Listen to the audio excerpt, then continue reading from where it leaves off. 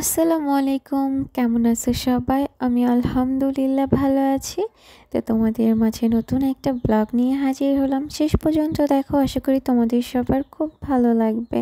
আর ভিডিওটা ভালো লাগলে তোমাদের পরিচিত সবাইকে শেয়ার করে দিবা। আমি আমার বাবাকে নিয়ে একটা ব্যাংকে গিয়েছি। তো আমার অ্যাকাউন্টটা খোলা হয়েছে আমাদের এলাকায় টেকেরহাট শাখা। তো আমি ঢাকা শনি আঁকড়া তুলতে পারছি, কিন্তু এটা আরেকটা এলাকায় ছিল। এই ব্যাংকটায় আমি টাকা তুলতে গিয়েছি, তখন বলতেছে এই শাখায় তোলা যাবে না। তো একটা ব্যাংক রেখে আরেকটা ব্যাংকে গিয়েছি, সেটার মধ্যে কারেন্ট ছিল না। তারপরে সর্বশেষে যাচ্ছি মতিঝিল। তো ওইখানে নাকি একদম টাকা তোলাই যাবে, কোনো সমস্যা হবে না। আর ব্যাংকওয়ালারা বলছে যে আপনি ওইখানে চলে যান, কোনো প্রবলেম হবে না, টাকা খুব সহজেই তুলতে পারবেন। তো আলহামদুলিল্লাহ সেখানে যাওয়ার পর সত্যি খুব ভালো মতোই টাকাটা তুলতে পারছি।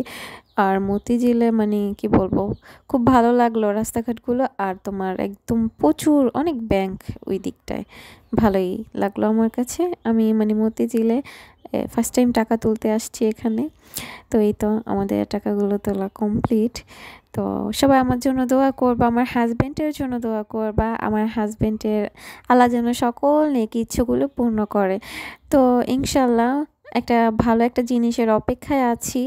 যদি ইচ্ছেটা পূরণ হয় তখন তোমাদের সাথে শেয়ার করব, কেমন? তো দোয়া করো সবাই যেন সব কিছু ভালো মতো হয়, ঠিক আছে? আমার হাজব্যান্ড কি বলবো, সবাইকে অনেক বিশ্বাস করে। তারপরে যাই হোক, যেটাই হয় ভালোই হয় আলহামদুলিল্লাহ। কারণ মহান আল্লাহ তাআলা আমাদের সবাইকে অনেক ভালোবাসে।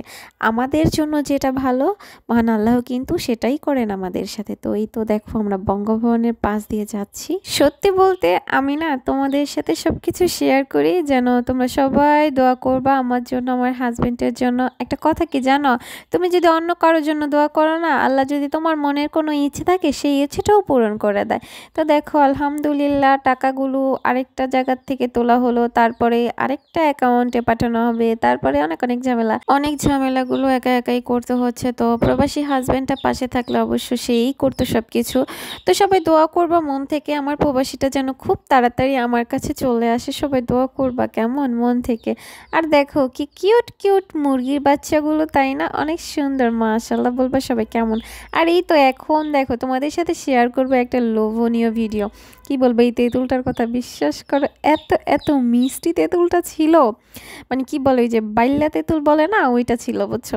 তো অনেক মিষ্টি ছিল তেঁতুলটা, আমার কাছে অনেক ভালো লাগছে। এখন তো আমার এডিট করার সময় আবার খেতে ইচ্ছে করছে। কি বলবো, তেঁতুল এমন একটা জিনিস দেখলে এই জিভে পানি চলে আসে, তাই না বলে সবাই? আর তোমাদের কারো যদি জিভে পানি চলে আসে, এটা কিন্তু আমার দোষ না। দেখো এইখানে কি টমেটো, পেয়ারা, তারপরে শুকনো মরিচ পোড়া, তেঁতুল, উফ, সেই লেভেলের একটা ইয়াম্মিদার একটা কি বলে লোভনীয় একটা খাবার।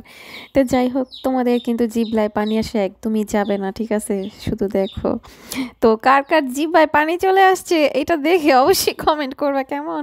তো আমার তো অলরেডি এসে পড়ছে, সমস্যা নেই, আমার কাছে এখনো তেঁতুল আছে, আমি খেতে পারবো চাইলেই, বুঝছো? আমরা যারা ব্লগ ভিডিও তৈরি করি, আমাদের যে কতটা ধৈর্য, এটা যদি তোমরা বুঝতে, বুঝছো, তাইলে তোমরা ভিডিও আপলোড করার সাথে সাথে লাইক কমেন্ট শেয়ার করে দিত। তো যাই হোক, সবাই দোয়া করবা আল্লাহ যেন সবার মনের আশা পূর্ণ করে, সাথে আমারও। সত্যি অনেক মজা ছিল এটা। এই রকমের খাবার দেখলে কার না জিভে পানি আসবে, এটাই তো অনেক বড় একটা কষ্টের বিষয়, সবারই আসবে আমি মনে করি। কার কার জিভায় পানি চলে এসেছে অবশ্যই কমেন্ট করবা কেমন। তো এটাই ছিল আমার আজকের ব্লগ ভিডিও। তো তোমরা সবাই অবশ্যই কমেন্ট করে বলবা আমার পুরো ব্লগ ভিডিওটা তোমাদের সবার কেমন লাগলো। ভিডিওটা ভালো লাগলে লাইক কমেন্ট অ্যান্ড শেয়ার করতে একদমই ভুলবা না। তো তোমরা সবাই ভালো থাকবা, আমার জন্য, আমার পরিবারের সবার জন্য মন থেকে অনেক অনেক দোয়া করবা। আসসালামু আলাইকুম।